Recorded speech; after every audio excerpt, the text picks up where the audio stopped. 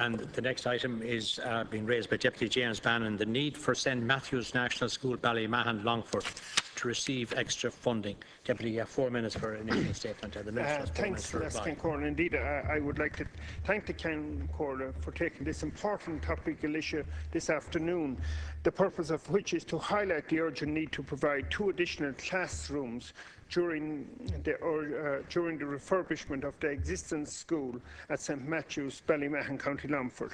Currently, the school project involves major renovations of the old boys' 4-classroom school with an additional 4 new classrooms, library, staff room, 4 special tuition rooms, store and associated auxiliary works. Toilets included there. Also the doubling in size of the general purpose room and the playing area.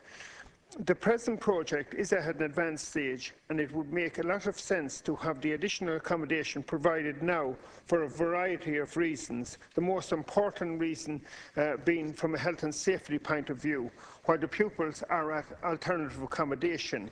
It will also eliminate providing temporary additional prefabs to meet the needs of the school and avoid the Board of Management going down the devolved grant route. And just a few moments ago, the Minister did say that we have, since coming to government, we have got rid of something in the region of 45% of prefab buildings around our schools. And I think to go down to force the Board of Management of Ballymahon National School to go down this route would be a retrograde step, and maybe he would take that and take note of that.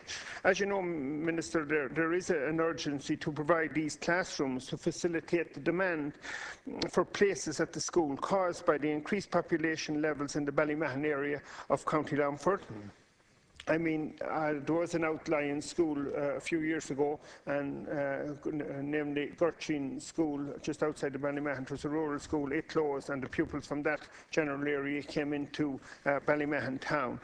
As you know, Ballymahon is also rapidly expanding area with a population that has more than increased by a third in the last 15 or so years. And according to the latest census figures, it is still rising as a result of increasing pressure for housing in the area from being a satellite town of the city of Athlone.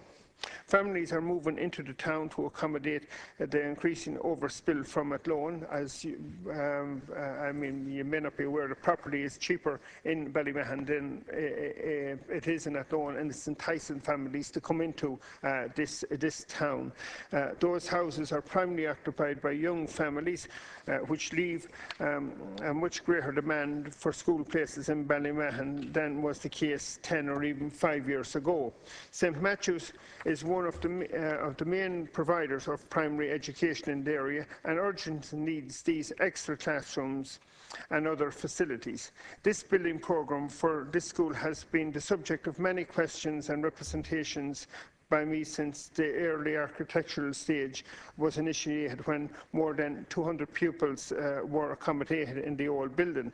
The current pupil numbers stand at 239, already qualifying for 9 classrooms. I understand that extra prefabs have been approved by the department, and I also understand that there are 28 enrolled students to date for September, and this is before enrolment day opens in March, which will bring its quota bring it to its cohort for 10 classrooms. I also understand that the NCSE has identified the need for a special needs unit for South Longford at Ballymahon, and I would like to compliment the Board of Management at Ballymahon under the stewardship of Sheila Canavan, and indeed the principal and teachers and staff at Ballymahon College for their work on this project to date, and I must say I have every cooperation from them as a public representative for the area. But at the end of the day, I think it would make a lot of common sense to finish the project now that there's a contractor on site from a health and safety point of view, from security reasons, etc. And I think it would be a retrograde step not to complete the project at this stage. Thank you, Deputy Minister. You have 4 minutes. Thank you, and I want to thank Deputy Bannon for raising the matter, as it affords me the opportunity to outline the position in relation to the building project for St Matthews National School in Ballymahon, County Longford, in the context of the Government's overall strategy for capital investment in education projects over the next number of years.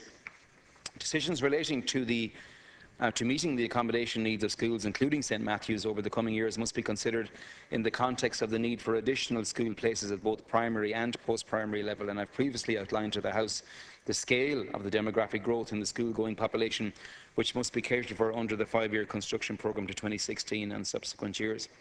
And in order to meet this need, the Department must establish new schools, as well as extending or replacing a number of existing schools in areas where demographic growth has been identified. And the Department's overriding objective in identifying school building projects to progress to tender and construction is to ensure that every child has access to a physical school place and that our school system is in a position to cope with increasing school numbers. And to ensure that this is achieved, the delivery of major school projects to meet significant demographic demands nationally will be the main focus for capital investment in schools in the coming years.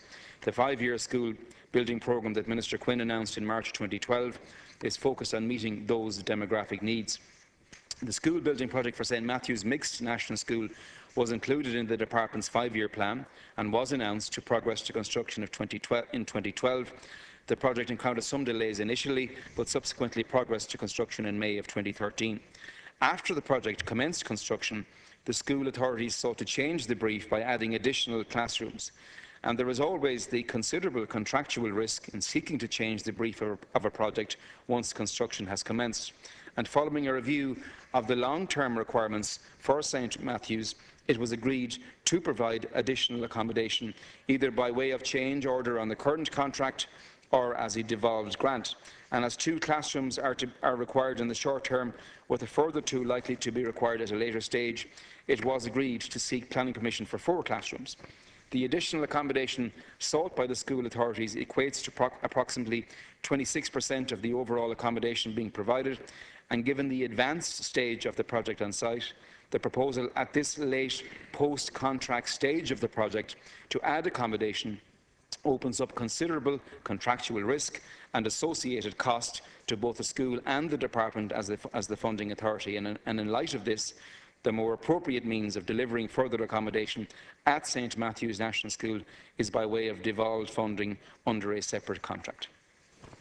Thank you, Minister. Deputy, you have 2 minutes for a supplementary First, question. I'd like to thank the Minister for his response. It's not what I had hoped to hear in the response here today, but however, I want to just let the Minister know that planning permission has been granted for 12 classrooms at this school, and to proceed with the devolved scheme would greatly affect the development of their school, and there would be a loss of extended car parking space, play area for children, etc. if we were to go down this route after a 12-month period. As you know, the devolved scheme under a new tender pipeline could only begin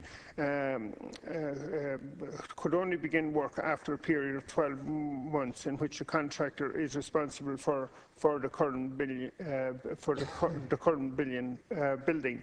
And I think you know, the delay would be unnecessary. The pupils, as I said, are out of the school at the moment. They're in an alternative accommodation.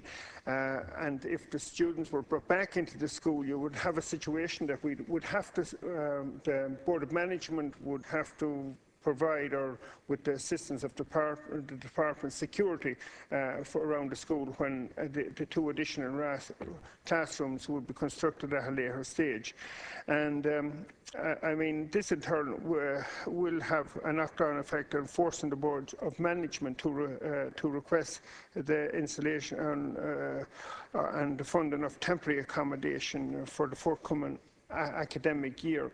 And you know, earlier on you spoke about the government's policy is to get rid of prefabricated buildings, and I don't see it making sense to start wasting money in hiring or purchasing prefabricated buildings when this project could be completed when builders are on site.